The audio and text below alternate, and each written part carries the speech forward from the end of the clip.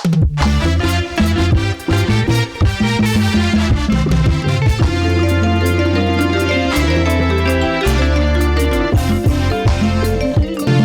Satana ayebaki kufa na Yesu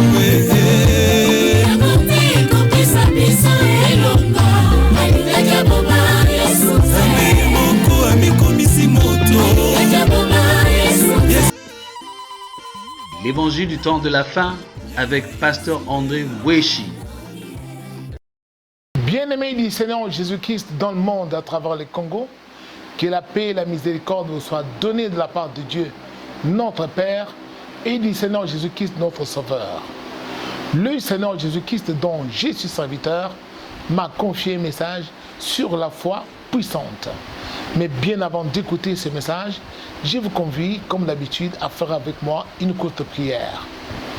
L'Éternel, le Dieu des armées célestes, le seul créateur du ciel et de la terre, nous venons en ta présence en ce jour pour écouter cet enseignement sur la foi puissante, car toi, tu nous as enseigné au travers de ta parole que sans la foi, il est impossible d'être agréable à Dieu.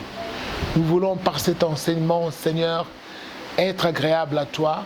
C'est pour cela que nous te demandons de disposer nos cœurs à être attentifs à cet enseignement. Au nom du Seigneur Jésus-Christ. Amen. Ce message se trouve dans l'Évangile selon Marc au chapitre 11, du verset 20 au verset 26. Le matin, en passant, les disciples virent le figuier séché jusqu'aux racines. Pierre, se rappelant ce qui s'était passé, dit à Jésus: Rabbi, regarde le figuier que tu as maudit à sécher. Jésus prit la parole et leur dit: ayez foi en Dieu.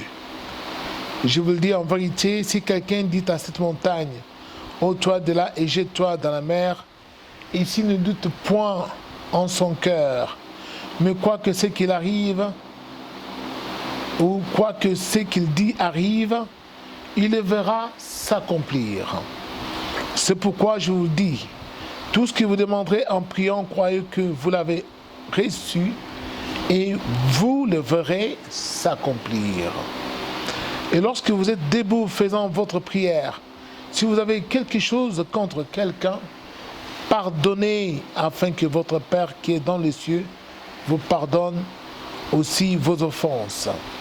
Mais si vous ne pardonnez pas, votre Père qui est dans les cieux ne vous pardonnera pas non plus vos offenses. Bien-aimés du Seigneur, le sujet sur la foi est vraiment colossal. On peut commencer aujourd'hui, mais on ne pourra jamais en finir. Mais tenez, ces paroles sont des paroles tampons. Dans le livre des Hébreux, où il est écrit que sans la foi, il est impossible d'être agréable à Dieu. Et qu'il convient que celui qui s'approche de Dieu croit que Dieu existe et qu'il est le rémunérateur de tous ceux qui le cherchent. Bien-aimés du Seigneur, le sujet de la foi donc, ou sur la foi, est énorme. Mais nous avons intitulé la foi puissante. Parce qu'il y a ceux qui disent avoir la foi, mais en réalité, ils n'ont pas la foi, la vraie foi en Dieu. Il n'y a pas une foi faible, il n'y a pas une foi forte, mais tout ce qui convient, c'est la foi puissante. Même si vous avez une petite foi, elle sera toujours puissante parce qu'elle va déclencher des effets. Jésus avait dit, si vous avez même la foi comme un grain de sénévé, vous serez capable de faire de grandes choses. Ou soit on a la foi, ou soit on n'a pas du tout la foi. Alors, voyons maintenant cet enseignement sur la foi puissante. Jésus donne des vérités qui nous concernent, nous les hommes. Quand vous faites votre prière, il y a des préalables auxquels il faut obéir.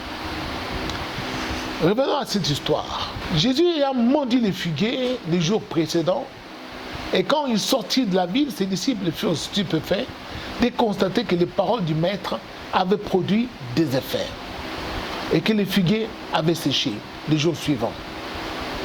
Et c'est alors que le Seigneur s'est mis à les enseigner, en disant que si vous avez de la foi, et que si vous ne doutiez point dans votre cœur, vous seriez capable de dire à une telle montagne, ôte-toi de là, jette-toi dans la mer, et la montagne vous obéirait.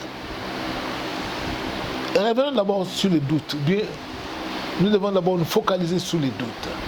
Quand est-ce que nous avons les doutes dans nos cœurs? Eh oui. Parce que nous tous nous prions, tout le monde prie. Beaucoup de gens disent qu'ils prient Dieu. Mais est-ce qu'ils prient-ils ou ils adressent-ils des prières à Dieu sans avoir le doute dans le cœur? D'où vient le doute dans le cœur? Et qui est l'insinuateur des doutes dans nos cœurs? Parce que c'est là où on a la foi ou on n'a pas la foi du tout. Qu'est-ce qui se passe? Dieu qui nous a créés, il contrôle chaque pensée de notre cœur. Quand nous nous approchons de lui pour nous adresser à lui dans notre prière, nous devons savoir que Dieu va regarder les pensées qui sont dans notre cœur. Si ces pensées-là, qui sont des paroles silencieuses dans le cœur, seront les mêmes qui vont sortir par notre bouche. Parce que très souvent, c'est quoi? Nous adressons à Dieu une prière, mais au fond de notre cœur, nous avons une autre pensée. Soit cette pensée-là nous juge ou nous condamne. Et c'est alors qu'un doute germe dans notre cœur pendant que nous prions. Je vais m'expliquer. Vous vous tenez quelque part pour adresser des prières à Dieu. Mais soudain, pendant que vous êtes là en train d'invoquer le nom de Dieu, vous sentez en vous une interrogation. Est-ce que Dieu va-t-il me satisfaire à ma demande?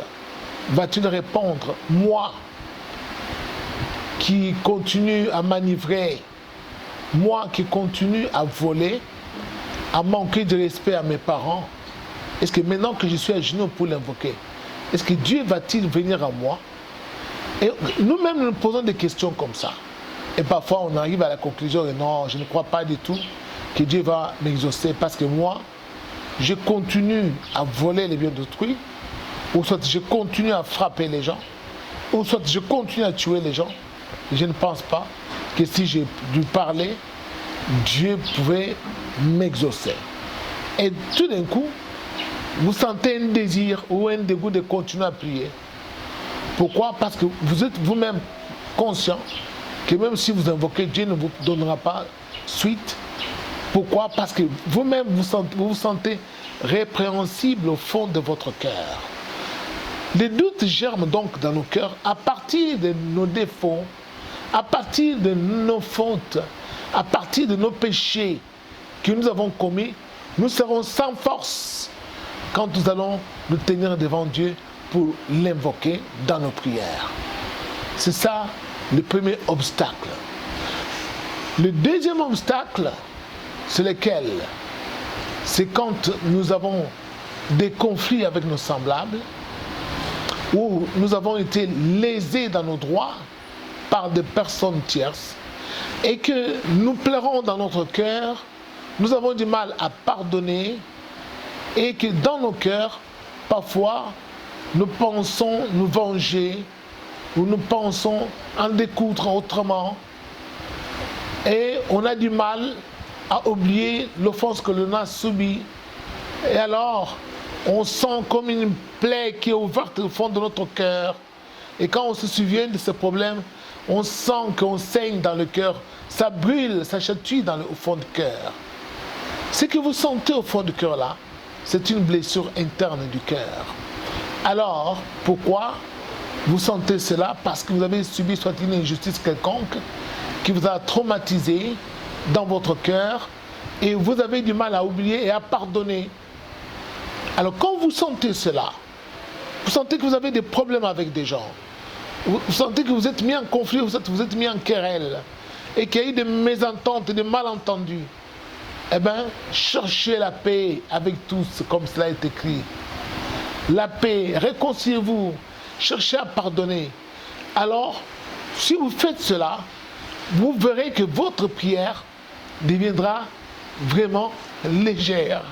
Et vous serez sûr vous-même que maintenant, comme je prie, Dieu va m'écouter.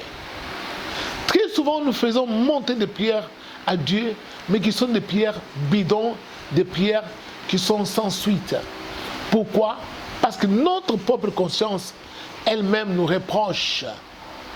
La Bible nous enseigne que si notre conscience nous reproche, donc nous enseigne pas l'apôtre Jean, que si notre conscience nous reproche, ou notre cœur nous condamne, mais Dieu est plus grand que notre cœur, parce qu'il voit tout. Parce que Dieu, souvenez-vous, Dieu c'est lui qui nous a créés. Il ne juge toujours pas le cœur. Nous voulons parfois nous donner raison dans nos difficultés, dans nos conflits, dans nos incompréhensions.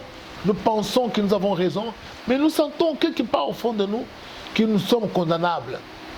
Tu sens que tu es condamnable parce que tu prends la forme d'autrui. Bien-aimés du Seigneur, nous devons savoir que la prière puissante, ou nous disons qu'une prière est puissante, c'est quand elle est exaucée par Dieu. C'est quand nous l'avons faite et que Dieu a donné la suite à cette prière. Et nous avons vu des effets ou des résultats. C'est pourquoi nous disons que cet homme ou cette femme a des prières puissantes. Comme était Élie, qui était même un homme de la même nature que nous, mais qui priait et le ciel était fermé, il n'y avait point de pluie, et il pouvait prier, le ciel s'ouvrait et faisait tomber la pluie. Alors nous devons savoir que quand on veut avoir des prières puissantes, il faut que ces prières soient exaucées par Dieu. Parce que c'est Dieu qui est puissant, lui tout puissant, qui agit au travers de nos demandes. C'est pourquoi nous disons que nous avons des prières puissantes. Mais quand Dieu n'exauce pas ces prières, ce sont des prières qui ne sont pas puissantes parce que ce sont des prières qui manquent de résultats. Alors, pour qu'une prière soit puissante, il faut qu'elle soit faite par une personne qui a le cœur pur. Voici le secret. Donc il ne faut pas que dans votre cœur, vous soyez répréhensible ou vous ayez des reproches devant Dieu. La Bible dit, tout est pur pour ceux qui sont purs, mais rien n'est pur pour ceux qui sont impurs. Alors David dit, dans ma détresse, j'ai crié à l'Éternel, il m'a secouru, parce qu'il a vu que j'étais pur. Alors, bien-aimés du Seigneur, si nous voulons que Dieu exauce nos prières, que nous soyons des hommes et des femmes aux prières puissantes, nous devons avoir des cœurs purs. Un cœur pur, c'est un cœur qui obéit à la parole de Dieu, qui garde dans la parole de Dieu au fond de lui-même et qui marche dans cette parole. Alors, quand on garde la parole de Dieu au fond de nos cœurs pour obéir à la parole de Dieu, nous sommes totalement purifiés. Et c'est ainsi que quand nous adressons nos prières à Dieu, et Dieu va nous exaucer tout simplement parce que nous avons la pureté du cœur. C'est pourquoi il est écrit, heureux ceux qui ont le cœur pur, car ils verront Dieu. Bien-aimés du Seigneur, le Seigneur envoie cet enseignement en ce jour pour que nous puissions avoir des résultats dans nos prières. Parce que beaucoup de gens ont l'impression que Dieu n'agit plus. Alors, qu'est-ce qu'ils ont fait?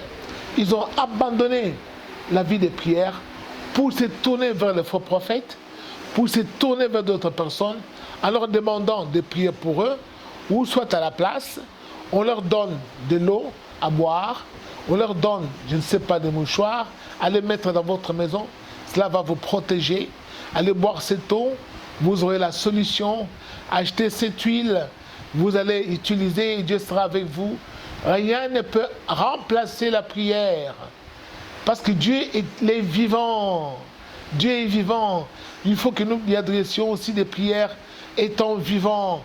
Et nous, si nous sommes des vivants, Dieu agira. Pourquoi? Parce que nous avons des cœurs purs en nous et que nous n'avons pas quelque chose à nous reprocher quand nous approchons de lui.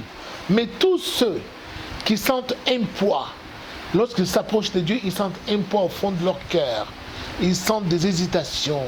Est-ce que Dieu me connaît-il après que j'ai tué une personne, après que j'ai dérobé les biens d'autrui, après que j'ai usurpé l'identité d'autrui? Est-ce que Dieu me connaît-il après que j'ai arraché la maison d'autrui, après que j'ai pris la femme d'autrui? Ah bon, si vous êtes dans cette étape-là, vous devez vous repentir, confesser tout simplement vos péchés devant un homme de Dieu qui a le Saint-Esprit pour qu'il puisse demander pardon à Dieu pour vous. Et ensuite, revenez, vaquer à la prière, vous-même entrez dans la maison, invoquez le nom de Dieu et vous verrez comment Dieu se manifeste parce qu'il est l'Éternel des armées, le Dieu vivant, et il se manifeste quand on l'invoque. Et il a dit, vous me chercherez et vous me trouverez. Si vous me cherchez de tout votre cœur, je me laisserai trouver par vous, car des projets que j'ai faits pour vous sont des projets de paix et non de malheur. Que Dieu vous bénisse et à la fois prochaine. Dis-moi Jésus, dis-moi Jésus, Jésus, j'avais entendu parler de toi, que tu étais mort sur la croix pour moi. Lazare, sors,